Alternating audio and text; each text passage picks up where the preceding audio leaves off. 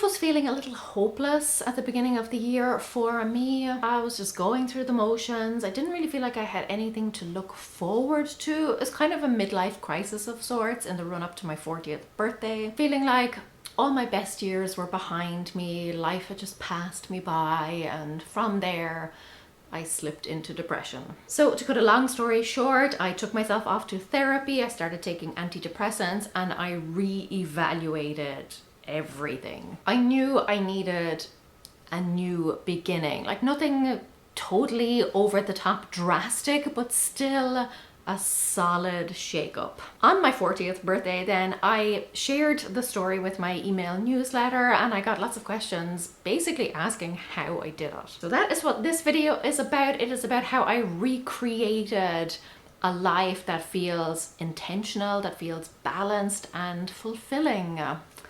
Let's go. How's it going? It's Laura, and one of the most drastic things I did, it's the thing that I got the most questions about, like the specific thing, I basically wiped the slate clean. I deleted my to-do list, I deleted my goals, I scrapped my routines. Essentially, every aspect of what I was doing was gone. Kind of a symbolic shedding of my skin, you know, shedding of my old self. I really wanted to wipe the slate clean and just start from zero. Leave all of that behind and rebuild my routines, rebuild my life from the ground up. I will come back to the rebuilding a little bit later on, but for now I want to focus on the getting rid of things. I took everything off my to-do list. I crossed off all of my goals. The only thing that didn't get deleted was calendar items, so appointments, although I hardly have any appointments these days. They did get reconsidered though. Everything that was on there got reconsidered. Important birthdays, like not just anyone's birthday, but important birthdays, important anniversaries, all of that stuff stayed on my calendar. Everything else, gone. Now I know this is something that would probably cause panic for a lot of people, and honestly a few years ago I also would have panicked. But I'm at the stage now where I know that there is very little that is actually essential. Realistically, nothing on my to-do list, nothing on my goals list is make or break for me. I actually often get asked about fitting in to-dos, you know, things that you have to get done, but you just don't have the time and they keep rolling forward. And the first question I always ask is, do they really need to get done? If that's the case, if they're not getting done, like if they keep rolling forward, because the reality is you're not doing them and the world is still turning. It sounds silly, but I first learned this lesson years ago as a teenager working in retail. Okay, more than a few years ago, decades. Okay, fine, decades. But I noticed that even though we were short-staffed, we still managed to cope whenever somebody called in sick or was out on holidays. Listen, I'm not saying it was always fun, I'm not saying that was sustainable, but we just choked along. We made it work. And so I went from feeling like I couldn't take a day off because the place wouldn't be able to function, because that's basically what we were led to believe, to realizing that most things just aren't that serious. And now being older, significantly older and wiser, maybe not significantly wiser, but somewhat wiser, and having gone through a whole bunch of health related stuff, both personally and in my family, I realized once again that there are very few things beyond health that are actually essential. Now, if you're not willing to completely delete everything, which is understandable, try moving your to-dos to a kind of archive list so that your to-do list itself is completely clean and clear and tidy. Or at the very least, take a look at all of your to-do items, take a look at all of your goals and ask yourself if you're still committed to those. Like, do they still feel relevant and important to you? Do they still feel special to you? Or is it a case that they've simply just rolled over? If you were starting from scratch, would you include this on your task list? It's like that question, you know, about clothes. Like, if you were shopping today, would you buy this item of clothing? It's really easy to just give something a pass because it's already there. A really good question to get to the heart of this that you can ask yourself is, if this were easy to let go, would I? So like, are you keeping it out of some sense of obligation? Are you keeping it because you think, in an ideal world, I would like to do this thing? Are you keeping it because it's just been on your list for a while? Something else I got rid of was this assumption that my day needed to go a certain way, or certain things had to happen at certain times, or my week had to flow in a certain way. So for example, I stopped assuming that I had to work out for an hour in order for it to be worth it. I stopped assuming that I had to eat breakfast, lunch, and dinner in that order. They had to be kind of like specific types of food. Basically, I threw everything about my day, about my routines, out the window. My whole schedule scrapped. So step one for me was kind of drastic, deleting everything, but honestly, I needed it. What it did for me was to give me the power to reimagine what my life could look like. So step two then was about creating a character. With this new freedom that I had to imagine anything, I started journaling about the life that I truly wanted to live. I did this in my own digital planner. You can do it however you'd like. But I really reflected on what life for me could look like when I let go of all of those assumptions about what it should look like. I really tried to give myself as much free rein as possible. Obviously, I still had a daughter. Obviously, I still had to look after her. But beyond that, I wanted to imagine what was possible for my life. Here are some of the questions that I asked myself in case you want to try this too. Do I want to change anything about my physical appearance? Do something different with my hair, dress a different way, whatever. Do I want to change anything about my inner world? So physically, mentally, emotionally, how do I want to feel? What are some aspects of life that I've always wanted to explore? What activities do I want to engage in? Like, what music do I want to listen to? What energizes me? And on the flip side, what drains me? How do I want to be treated?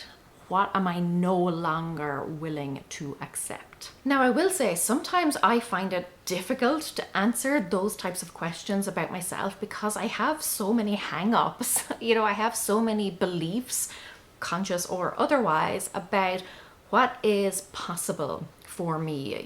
What are my perceived limits? So if you have ever found yourself thinking like, oh, that would never work for me, I could never do that, or that's just a pipe dream, try imagining a different person. Try imagining yourself describing a different person. So if you were writing a book, what would your main character be like? How would you describe them? What would they look like?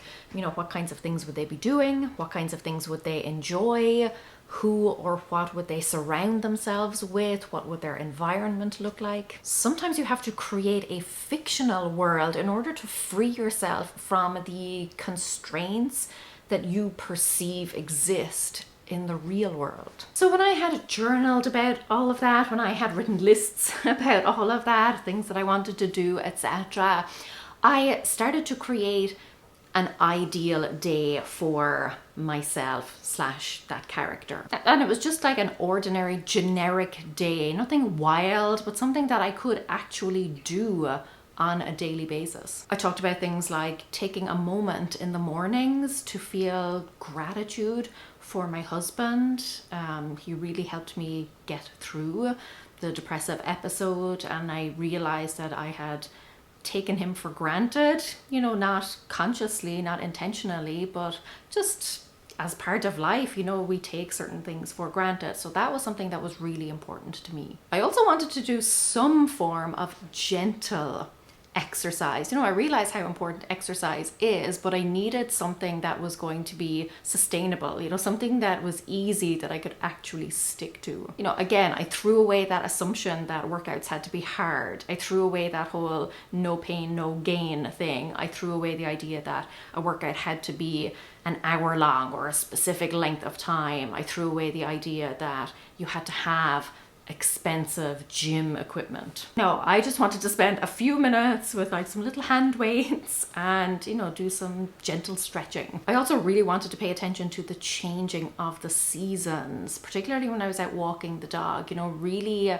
noticing my surroundings, noticing the scenery, admiring the beauty. Basically, in my new life, I really wanted to see and appreciate and cherish things. So my husband, my family, my environment, my surroundings, myself, my body. This new life that I was building for myself was much more peaceful, it was much more intentional, and it was much slower, less ambitious, and more fulfilling, like deeply fulfilling, deeply satisfying. There have been plenty of times in my life where I have wanted to work hard, where I have been inspired by the work, where I have wanted to push through, where I have been motivated to get more done. And I do think there is a time and a place for that. But for me right now, this is a season of slow. It still has some structure to it, but it has a lot more flexibility, a lot more acceptance, a lot more breathing space. So with that new vision in mind and with my lovely clean to-do list,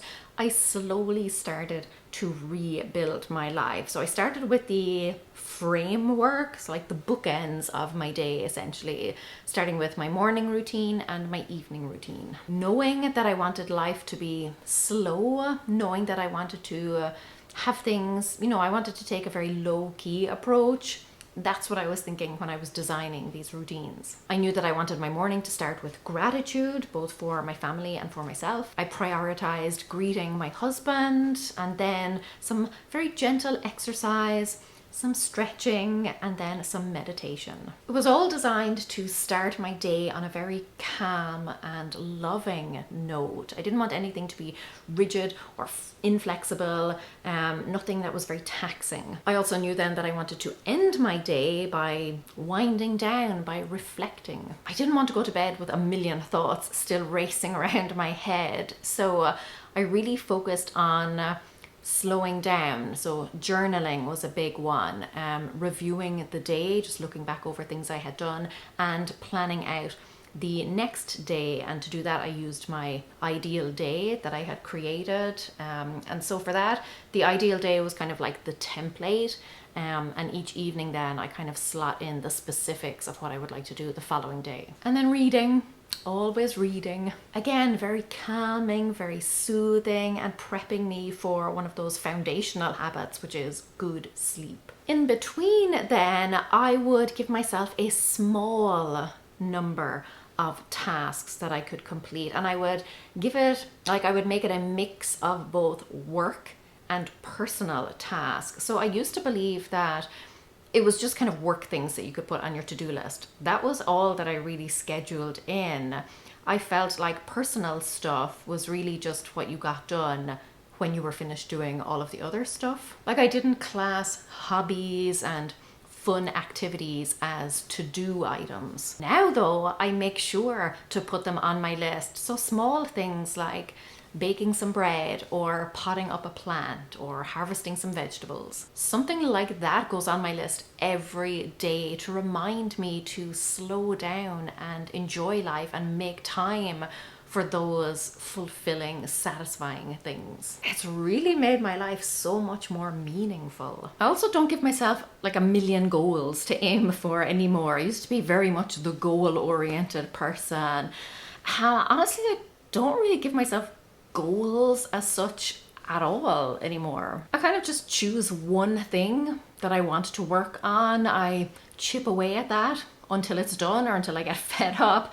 And then I just choose whatever direction I want to move in next. Last year, I created a goal setting course that talked about, you know, breaking down your goals into these teeny tiny steps, taking one at a time, and, you know, how to do all of that. And I really embraced that whole method. It has made a world of difference. That whole course, that whole kind of like methodology is one of my proudest moments. Very proud of that. Really one of those things that just made a huge, huge difference. Not just in my life, but if you've taken the course, yours too. These days for me, there's a lot less chasing. When you are chasing something, you spend a huge amount of time falling short, feeling behind. And you kind of constantly have to go all out. You have to burn through these bursts of energy in the hopes that you will be able to catch up to something. Now, I stroll. I see what there is to see along the way. I decide kind of which direction I want to go, which path I would like to go down,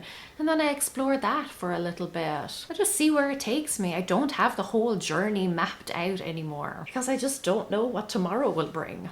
Previously I used to pack my to-do list and I would have things planned out reasonably far in advance. But what always happened was that over time, certain things wouldn't get done for whatever reason, and they would end up rolling forward. They would be bumped forward to the following week or whenever. And as a result, my list would just get longer and longer, and I would feel more and more stressed out. Whereas now I kind of do like a mini reset every week. Anything that didn't get done that particular week is basically scrapped. I don't design the next week with the previous week in mind. Like, my new week isn't just full of all of the things that I didn't get done the previous week. Instead, again, I just sit down and I ask myself, what do I want to do this week? What do I want to work on? What are the things that I would like to enjoy doing this week? And yes, if I'm still excited about a particular project that I'm working on, then I will re-add those things to my list. But the important thing is that I don't add them by default just because they didn't get done. That has been really impactful. Nothing gets automatically rolled over. Everything is chosen with intention. So my to-do list now, like at any given time, is pretty short. I either get things done